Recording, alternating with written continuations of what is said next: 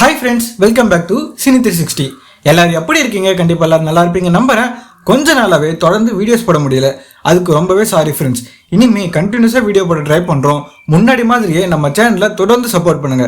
புதுசாக சேனலில் பார்க்குறவங்க வீடியோ பிடிச்சிருந்தா மறக்காம சப்ஸ்கிரைப் பண்ணிட்டு உங்கள் ஃப்ரெண்ட்ஸ் அண்ட் ஃபேமிலிக்கும் ஷேர் பண்ணி விடுங்க.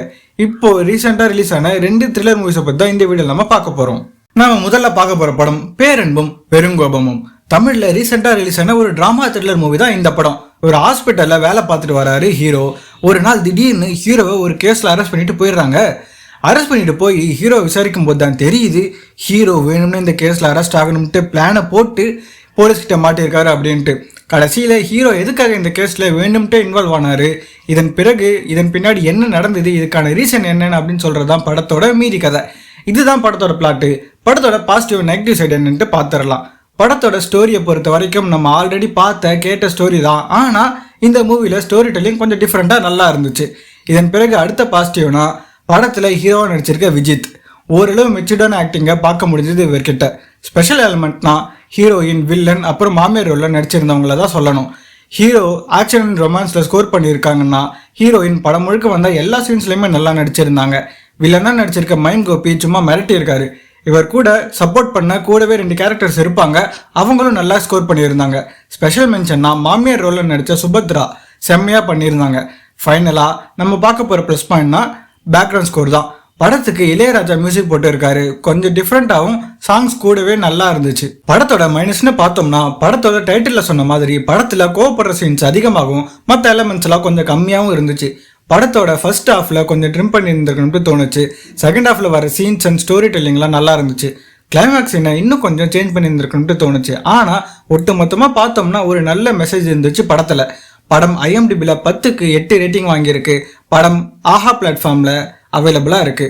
படம் பார்க்கணும்னு நினைக்கிறவங்க ட்ரை பண்ணி பாருங்க. நாம ரெண்டாவது பார்க்க போற படம் யாதும் அறியான். ரீசெண்டா ரிலீஸ் ஆன சைக்காலஜிக்கல் த்ரில்லர் மூவி தான் இந்த படம். படத்தோட பிளாட் என்னன்னா, படத்துல நம்ம ஹீரோ ஒரு பொண்ணை லவ் பண்றாரு, ஹீரோட ஃப்ரெண்டும் ஒரு பொண்ணை லவ் பண்றாரு. ஒரு நாள் ஹீரோவும் அவரோட ஃப்ரெண்டும் பிளான் பண்ணி 2 பேரோட கேர்ள் ஃப்ரெண்ட்ஸையும் கூப்பிட்டுட்டு ஒரு ட்ரிப்பு போலாம்ட்டு பிளான் போடுறாங்க. ட்ரிப்பு போயிட்டு ஜாலியாக என்ஜாய் பண்ணிட்டு இருக்கிற 4 பேருக்கும் தெரியாது ஒரு நிகழ்வு நடக்க போகுதுன்றது. திடீர்னு அப்போதான் ஹீரோயின் இறந்து போறாங்க. இவங்களை தொடர்ந்து ஹீரோட ஃப்ரெண்டும் அவரோட கேர்ள் ஃப்ரெண்டுமே இறந்து போயிடுறாங்க. கடைசியில எதனால இந்த 3 பேர் இறந்தாங்க, யார் இவங்களை கொலை பண்ணது, இந்த டெத்துக்கு பின்னாடி என்ன மர்மம் இருக்குன்னு சொல்றதுதான் படத்தோட மீதி கதை. படத்தோட பாசிட்டிவ் நெகட்டிவ் சைடை பார்த்துடலாம். படத்தில் ஹீரோ நடிச்சிருக்கிற தினேஷுக்கு இதுதான் முதல் படம்ட்டு சொன்னால் ஆச்சரியமாக தான் இருக்குது. ஏன்னா படத்தில் வர காமெடி சீன்ஸ் ஆகட்டும், பயமுறுத்துகிற சீன்ஸ் ஆகட்டும், எல்லா சீன்ஸ்லையுமே செம்மையாக ஸ்கோர் பண்ணியிருந்தாரு.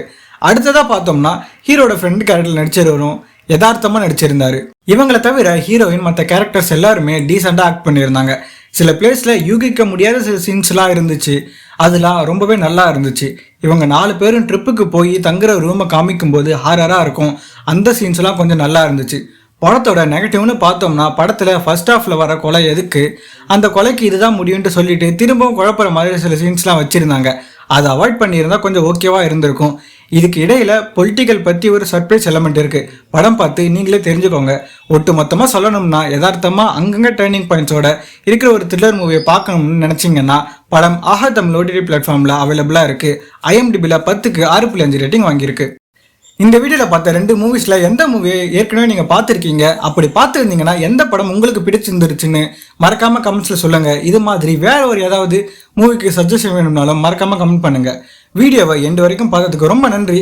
வேற ஒரு வீடியோவில் மீட் பண்ணலாம். Tata, bye bye.